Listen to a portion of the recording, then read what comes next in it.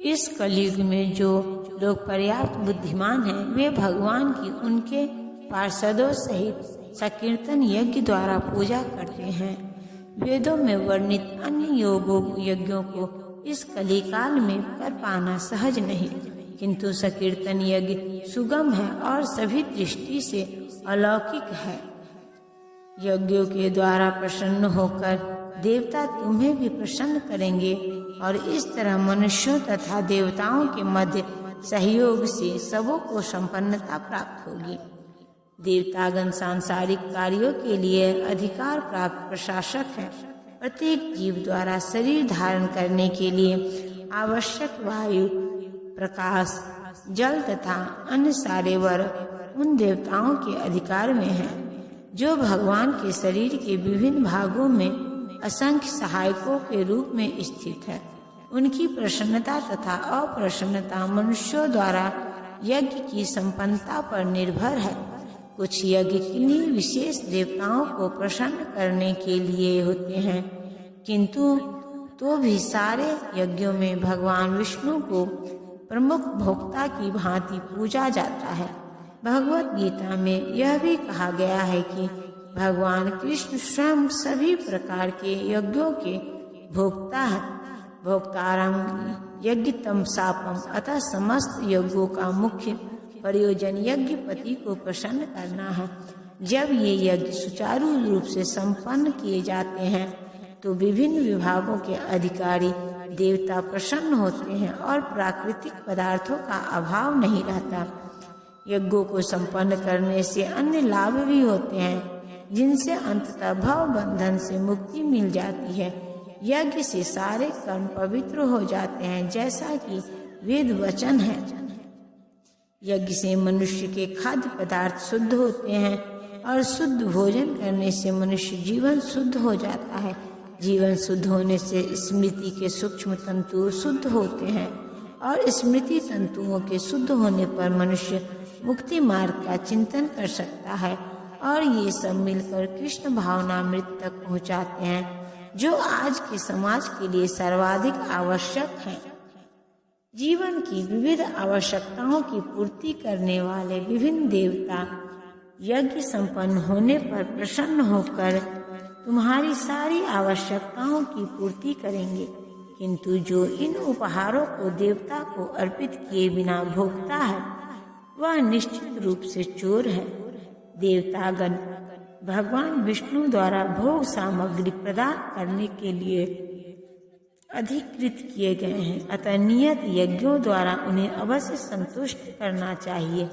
वेदों में विभिन्न देवताओं के लिए भिन्न भिन्न प्रकार के यज्ञों की संतुष्टि है, किंतु वे सब अंततः भगवान को ही अर्पित किए जाते हैं। किंतु जो यह नहीं समझ सकता है कि भगवान क्या है, उसके लिए देव यज्ञ का विधान है।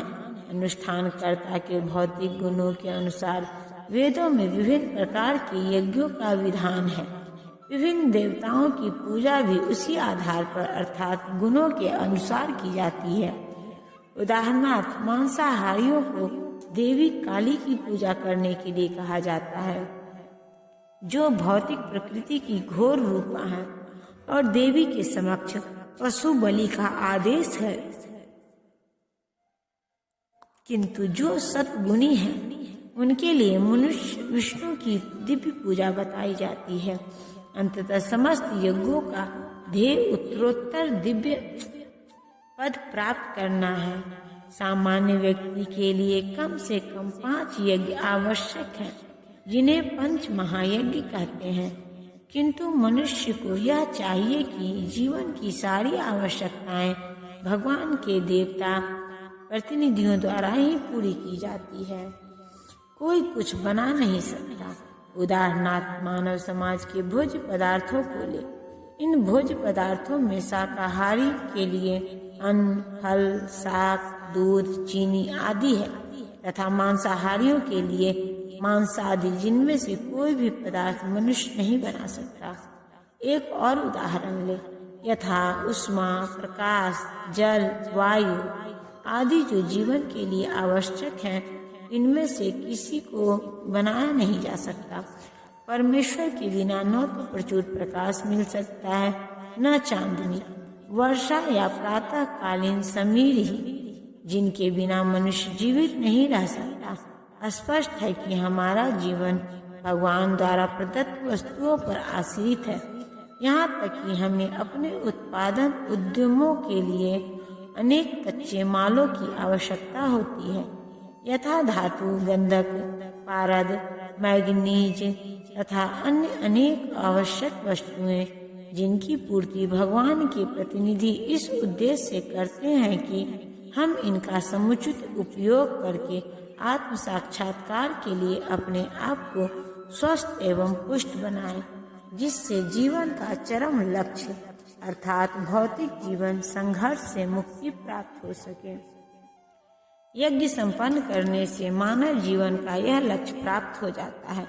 यदि हम जीवन उद्देश्य को भूलकर भगवान के प्रतिनिधियों से अपनी इंद्रिय तृप्ति के लिए वस्तुएं लेते रहेंगे और इस संसार में अधिकाधिक फैसले जाएंगे तो कि सृष्टि का उद्देश्य नहीं है, तो निश्चय ही हम चोर हैं और हम प्रकृति के नियमों द्वारा दंडित होंगे। चोरों का समाज कभी सुखी नहीं रह सकता, क्योंकि उनका कोई जीवन लक्ष्य नहीं होता। भौतिकवादी चोरों का कभी कोई जीवन लक्ष्य नहीं होता। उन्हें तो केवल इंद्रिय तृप्ति की चिंता रहती है।